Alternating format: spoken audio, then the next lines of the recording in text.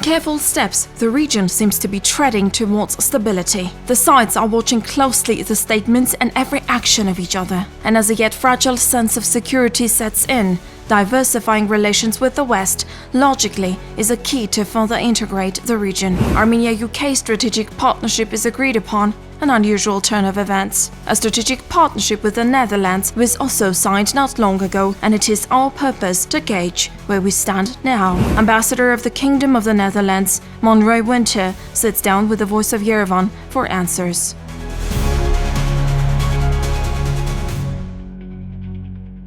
Ambassador, thank you for this opportunity. Yes, and thank you very much for having me. The Netherlands and Armenia signed a strategic partnership covering a wide variety of topics and fields: political and economic ties, infrastructure, deepening cooperation in cybersecurity, democracy, justice. I could go on. What in practice does this partnership, however, translate into? What does it mean for Netherlands-Armenia relations, practically speaking, on the ground? Yes. Well, I think that the partnership declaration is, on the one hand, a symbol of our existing partnership, and on the other, it's a stimulus for further deepening of this partnership. And as the Netherlands, we have opened an embassy in Yerevan in 2020, but also already before that, we were active in Armenia via our embassy in Tbilisi. And we've launched a couple of programs to help strengthen democracy, rule of law, and human rights in Armenia. And this is something that we have intensified after opening the embassy. This is also embodied in the partnership declaration. And this is also something that we will continue to do, and we try to reinforce.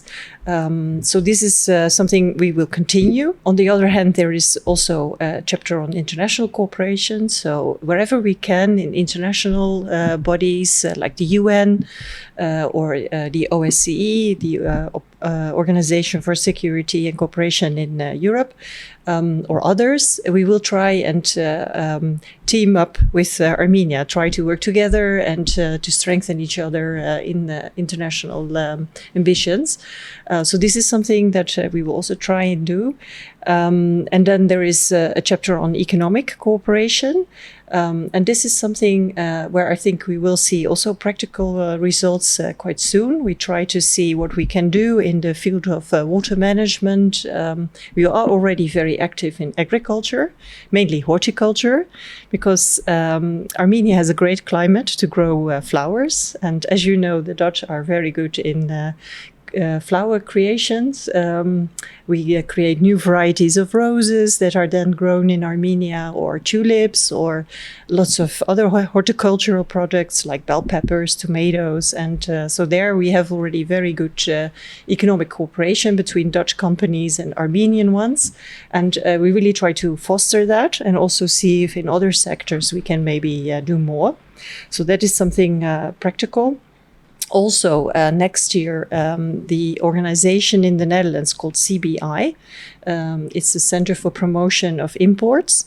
It will open up for Armenian traders that want to sell their products in Europe, but need a bit of support to see how to enter this market and what are the regulations and conditions, and so they can get a bit of support there. So this is also something we see. So we are stepping closer to the EU markets, very slow steps, but they are there. Mm-hmm. Yes, definitely. Yes. And we really want to support that. Also, the diversification strategy of the Armenian government is something that we are willing to support. Armenia and Azerbaijan recently pre-signed a peace agreement under the auspices of the US president. What's the Netherlands' stance on the possibility of peace in the region? How involved are you? Well, it's definitely something we would welcome, and we try to support. I have to be modest. It's not something that we as the Netherlands will play a big role in. But the European Union is there, and the Netherlands, as part of the European Union, is also ready to see whatever we can do to strengthen practical steps that will help bring about this peace. So I think that this signing of the declaration in Washington was definitely a positive step forward, and we really would welcome further steps to have final peace. It would mean such a big thing for the whole region, for Armenia and other countries in the Southern Caucasus. A statement of good intentions, the peace agreement should flesh out infrastructure that will integrate not only Armenia but the region into global markets is the solution. Connectivity brings together the interests of multiple players, rendering conflicts irrelevant. Economic growth is vital. The half-functional diaphragm of the country should be unblocked to allow a flow of commerce and decrease unipolar dependence. Open up EU markets for a small nation, and this is a matter to be addressed by hot, unrelenting bilateral work with urgency.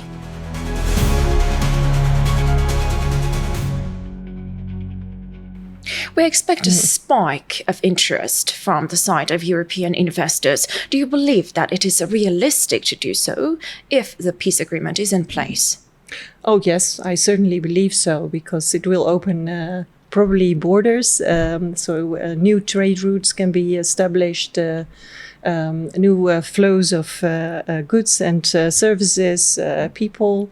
So yes, I really think it could amount to a game changer, yes. So if the peace agreement happens, an expected integration of the region, South Caucasus, into the global market is realistic?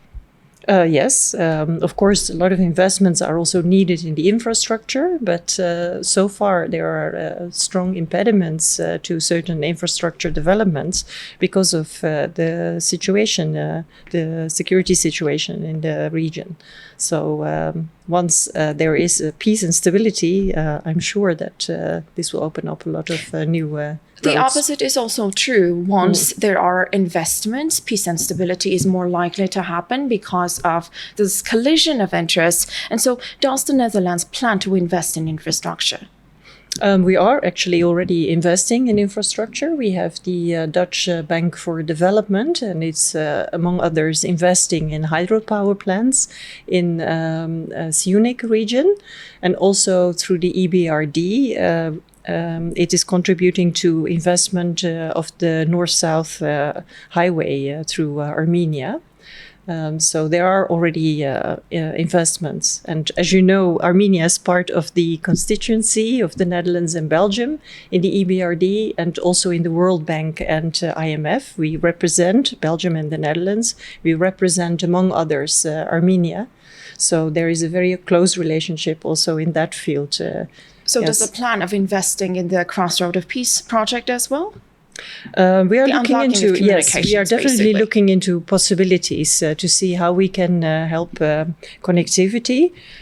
So it is infrastructure, roads, maybe railroads, but also other ways of connectivity like pipelines or electricity. So there we are still in the area of seeing how we can maybe help develop this. That is clearly good news.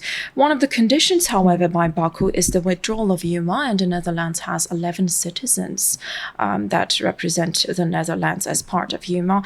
Do you see a possibility of revisiting Yuma functions instead of the withdrawal or removal? Yes. Well, of course, having a monitoring mission here is not an objective in itself. The objective is that it contributes to peace and stability. And if there is indeed peace, then there is a good reason to see if the mission is still needed, or maybe in an adapted way. Version. So that is something that will be discussed when this situation is there. Well, considering the fragility of the agreements and the fact that it is only a pre-signed document that is not legally binding, clearly concerns arise. How would you comment? Well, until there is definitely a signature on the peace treaty, we consider the mandate of Yuma to continue. It will perform its duties as is. And we will continue contributing to that. What's the Netherlands' stance on Armenia's EU aspirations? Yes, well, we support a close relationship of Armenia with the European Union. We were also a staunch supporter of opening this dialogue on visa liberalization. And when it is possible, we will try and support measures that need to be taken to implement the visa liberalization action plan. Armenian citizens are waiting for it, looking forward to it, clearly. Yes, I imagine. And it would really be welcomed. Yes, so we will try and help make it happen. This is the anniversary of your 1 year service in Armenia. What would you say is your biggest achievement so far? Well, it flew by to be in Armenia for 1 year. August 2025. Yes, no, I know. It feels like I just arrived, and so much has happened already in 1 year. It's very hard to say what my biggest achievement is, because it's a teamwork, and I have an excellent team in the embassy, and I think that one of our very good achievements is that we are, through the projects that we support, we are actually contributing to strengthen democracy and the rule of law, human rights in Armenia. It's also nice to see how it brings people together in Armenia itself from different regions. So I think that that is really a good contribution that we are making here. We hope to continue doing that. Yes. Armenia is known for its hospitality and the cuisine. Have you experienced any of it? No, I try to stay away from it. No, I'm joking. No, this is really one of the big attractions in Armenia. I really love that everywhere I go, whether I go as an ambassador or as a private citizen, everywhere people are so warm and welcoming. And when you come again, people treat you as their best friends, and it's genuine. It's Except not for the journalists, a trick. I assume. Oh, I haven't gotten that experience yet. No, but I love hiking, and wildflowers. So Armenia is really the place to be, to go into the mountains and experience all these natural beauties and so many different landscapes. It's not a very, very big country, but it has so many different areas to offer.